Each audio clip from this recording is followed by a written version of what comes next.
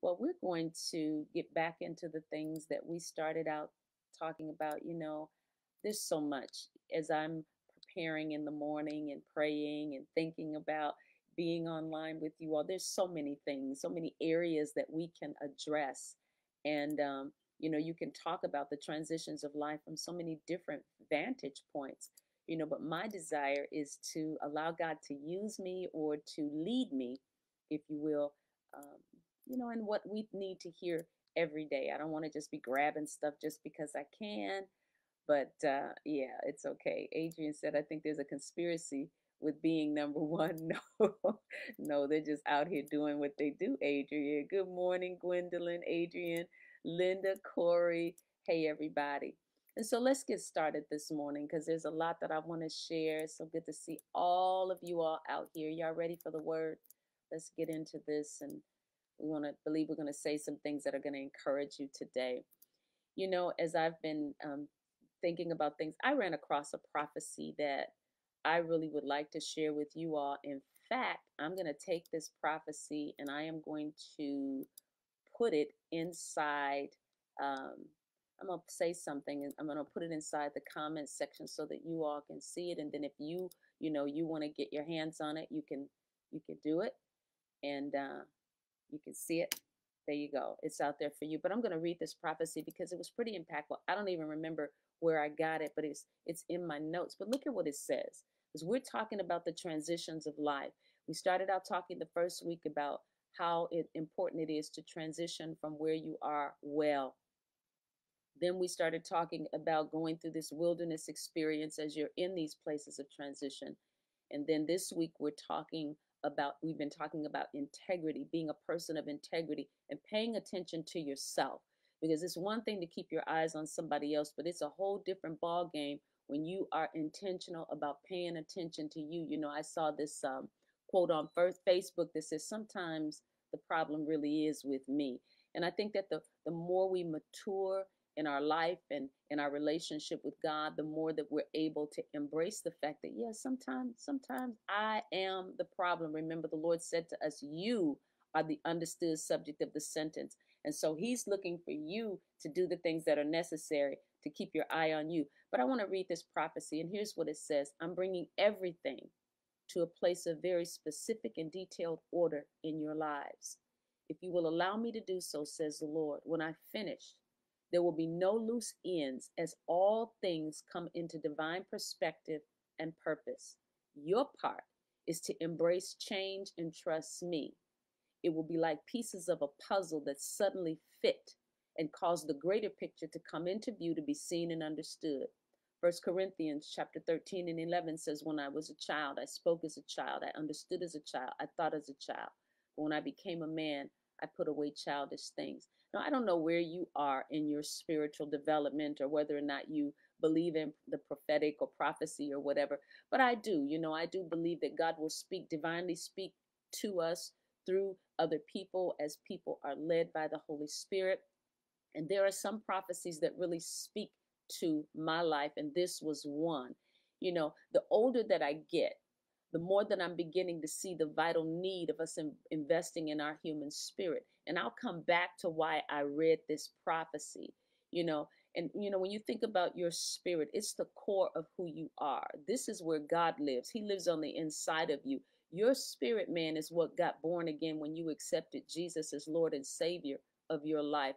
We say, I looked at my hands, they looked new. I looked at my feet, they did too. No, they did not. If you went to the altar with bunions on your toes, you came back from that altar, in most cases, with bunions on your toes. So the transformation didn't happen in your outer man. The transformation happened in your heart. And so learning how to live from the inside out is really what this is all about, because God has invested so much in us. And what he's saying is, I want to tap into everything that I've invested in you so that you can be the person that I've called you to be. And so our spirit is the core of our being. It's the nucleus from which we execute our life. And so when the spirit is not strong, when your heart, and you'll find in the scriptures that it talks about the heart and the spirit, and it'll use those two words interchangeably. But when your spirit isn't strong, it's going to affect your entire life. In Proverbs chapter 18, verse number 14, in the Message Bible, it says this: a healthy spirit conquers adversity.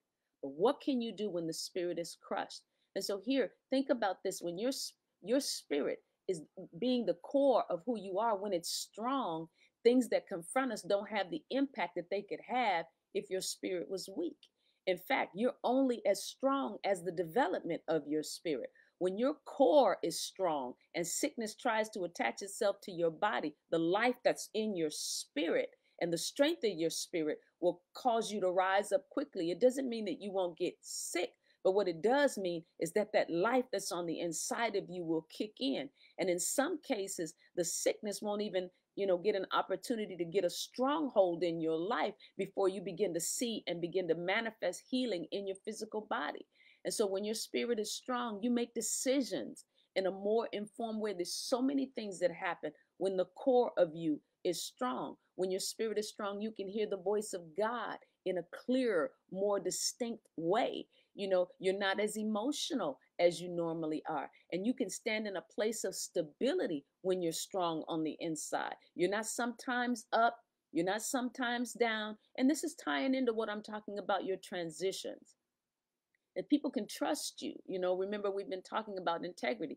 They don't have to wonder what bag you're coming out of. But we can talk about integrity all day long. But what you'll find is that you'll be looking to adapt integrity in the day to day if your spirit is not strong, versus it just being a part of the culture of your spirit. That's my life. I'm integrous because that's what's in my core.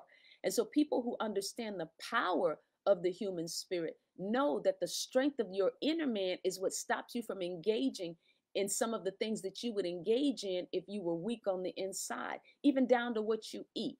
If your spirit is strong, in most cases, you can exercise discipline. You in these times you're doing fruits and vegetables, and you train yourself to submit to things that are going to add to the quality of your life versus taking in things that are going to destroy the quality of your life. And so if you've been giving way to a lack of discipline, or a lack of strengthening your inner man, then fried chicken, French fries, paydays, ice creams, all my, former vices, all of those things become the order of the day. But if you're inwardly strong, your spirit is saying, is that going to add to the quality of your life?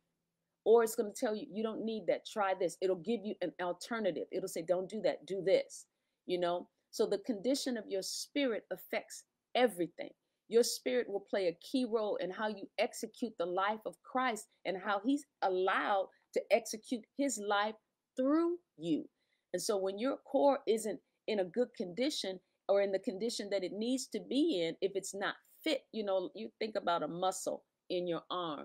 When your arm is not fit, I used to do Taibo and my legs used to be extremely strong, and I could stand on one foot for a long time in what they call that roundhouse move. There's so many things that I could do when I was exercising every day that today I see that there's weakness in my legs, weakness in my arms, that now I've got to rebuild those muscles. And so when you're spiritually weak, it's like the muscle in your life. Your spirit will not be able to lift life the way that it should. And so you'll end up battling and struggling and dealing with things in a way that does not ensure that you walk in the victory that's been handed down to you. And so how do we do this? How do we go from having a weak spirit to a strong spirit? And then that question, the other flip of that question can be asked too. How do you go from having a strong spirit to a weaker one? And so it's having the ability to see the plan of God and the will of God for your life. When I thought about that prophecy, that one night there was one particular thing in the prophecy that really stood out to me, that I felt like you all would benefit from it. And that was the sentence that talks about things coming together like a puzzle for the greater picture, and having the ability to see and understand. It's about things coming into view, not just externally, but internally. So it's about having the ability to see God's plan and God's will for your life, and making mature decisions about what you're going to do to bring those things to pass in your life, and doing it from God's perspective with God's purpose in your mind. It's having a mindset that says, whatever I have to do to bring what I see in my heart out here, I'm willing to do that. That's the disposition of somebody that's put away childish things. Or when I say childish, I'm saying weak things, immature things, things that show that your spirit is not strong. Everything that you do with this inner vision of detailed order in your mind. God is showing you, here is where I want to take you. But there are some things that you're going to have to do to get there. And disciplining yourself and strengthening your inner core is one of those things. It's no longer thinking like an immature person and living by the seat of your pants, but it's you positioning yourself under the tutelage of the Holy Spirit on purpose and allowing God to develop you however He needs to develop you. And so, with a weak disposition, you won't walk in the maturity of Christ. You know, He's made you mature internally. But if your disposition is not, you don't have that in your mind that I'm strong in my spirit, and then you do those things to keep your spirit strong, it'll be like, I shared this before, that in my house, I am the most, vertically challenged person in my house. I'm 5'2", and everybody, the shortest person in my house is 5'7" and a half, 5'8". And so, they put everything up high. And so they've got step stools and ladders around the house for me that I have to grab them and get them. But there's some times when I want to get a glass and my husband has put the glasses up so high, I can't reach them. And so in those times, I've got to call him to come and do something for me that I really should be able to do for myself. And that's what happens when you're not where you should be internally, when your spirit is weak. You don't have the height that you need to grab things off the shelf. You're too spiritually short to grab it. And so you'll be stuck dealing with God on a very surface level. You have to be mature enough and strong enough to recognize your need for what God says that you need. And what He's saying that we need is the strength of our core. And so He said that you need to allow Him to execute specific and detailed order in your life in that prophecy. And so He's saying all the loose ends of your life are going to come into divine perspective and purpose, and like a piece of a puzzle. We need that. We need everything to come into perspective. This is why I'm consistently praying every day the Ephesians prayer over my life. God, open the eyes of my understanding. Flood my heart with light so that I can see where it is that you want me to be, so I can see how it is that you want me to walk. And so then when He shows you that it's time for you to move from where you are to another place, either by His word or randomly in prayer, the best position for you to be in is one that says, God, I agree with you. And I see that I need to develop in this area of my life, or I see that I need to change, I need to grow, and then do everything that you can to get yourself where you see that you should be. But realizing this is work, these transitions of life, they're work. And sometimes they come on you and you're not prepared. And so then you're thinking behind the game versus thinking ahead of the game. And so you can't just want the maturity of Christ and not embrace the work that's necessary to get there. There is a work that has to be done in you in order for you to develop into the spiritual giant that God desires you to be. Not just you.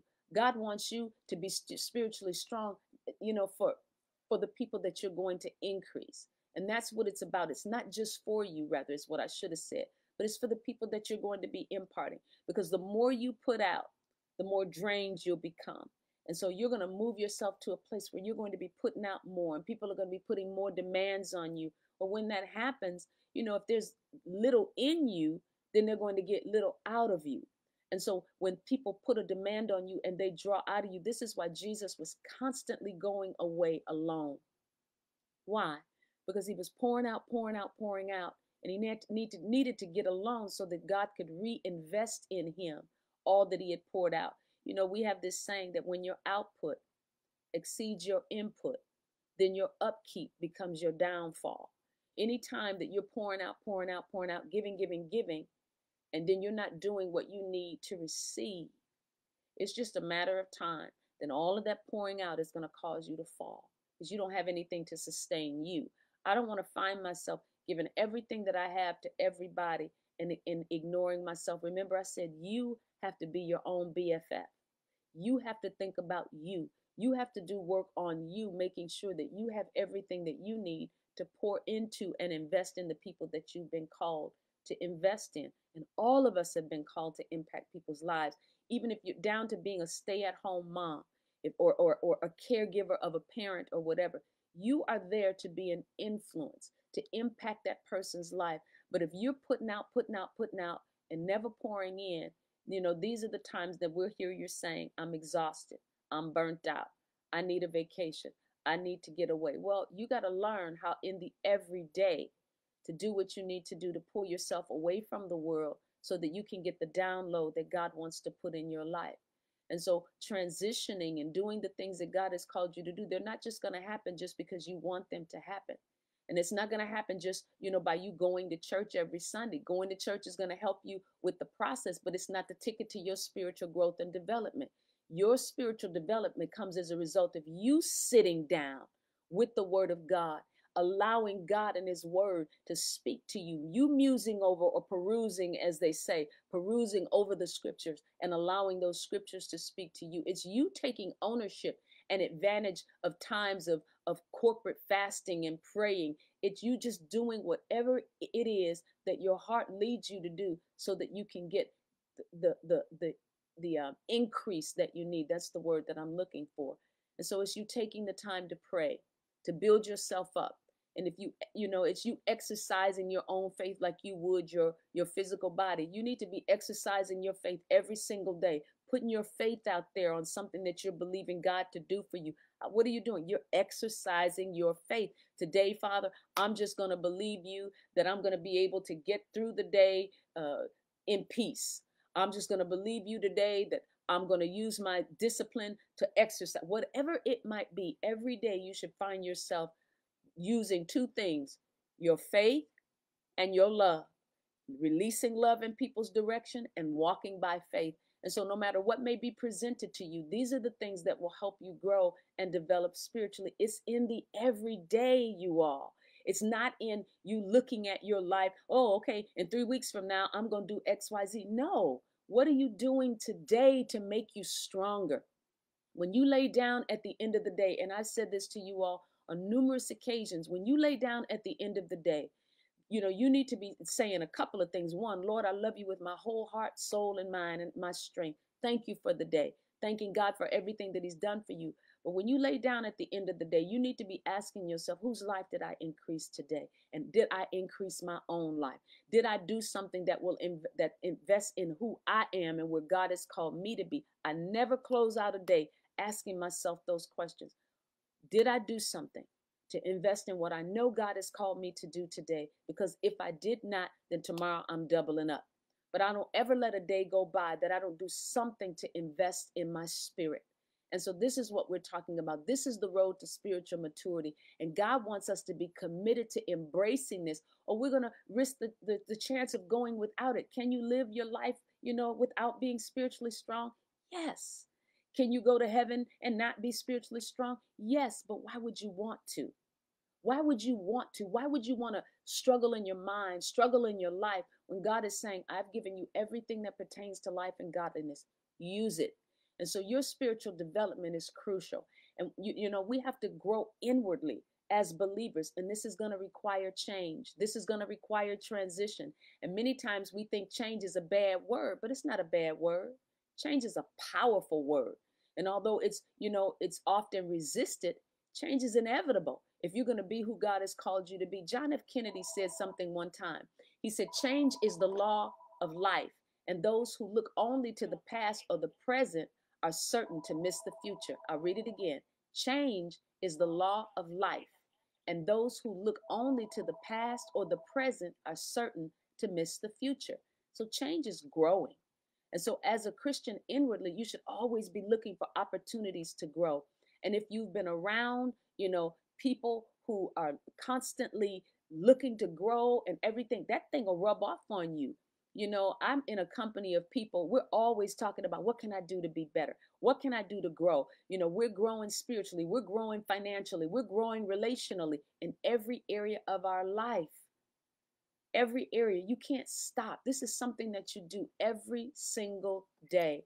And so what am I saying to you? We should be in a perpetual place of growth and looking at our inner man. How am I doing on the inside? If you understand this, there will be no allowance for spiritual lethargy or stagnancy. I don't have place for it. I don't have time for it. There's too much that God has made available to us so that we can grow. Paul said, when I was a child, I thought like a child, I acted like a child, but now I'm a man. So I'm putting away childish things.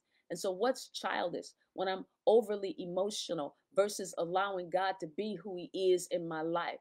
And although we may be getting older physically, the things that our eyes may not be as sharp as they used to be, that doesn't mean that you can't get stronger spiritually. You can. And so it's just really important for all of you to realize that God is doing something amazing in your life. And I'm telling you, the more you pay attention to your inner man, the more you'll be able to navigate life in a very powerful way. The core of who you are. They tell you that your back will hurt if your stomach muscles are weak. You'll get backaches if your stomach muscles are weak. And so what do? They tell you to strengthen your core, strengthen your core, strengthen your core. When you're doing sit-ups and all, strengthen your core. Why? Because this is the thing that carries your whole body.